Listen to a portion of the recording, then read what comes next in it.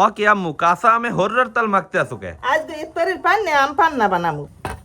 কাঁচা আমে হরর তেল মাখা হয়ে গেছে, এখন এই আম পড়তে হইবে।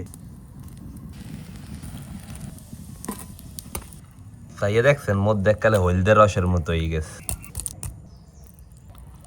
এখন এই মতো আমের মধ্যে দিমু বিট লবণ, জিরার গুঁড়ি, চিনি। এখন সবকিছু একলাগে ভালো মতো মেয়াইতে হইবে। আম্মু এখনই যেটা গ্রান ছড়ছে পুরো একের গ্রান। সবকিছু একলাগে গোলা হয়ে গেছে, এখন আমরা আম পান্না বানাইনা শুরু করবো। প্রথমে গ্লাসের মধ্যে আমের পাল্প দিয়ে দেবো, পুদিনা পাতা, কলজা ঠান্ডা করার পানি, বরফ। সবশেষে দিতে আছি ফ্রিজের ঠান্ডা পানি। এখন লাড়া দিয়ে সবকিছু একলাগে মেয়াইলেই কলম আম পান্না রেডি।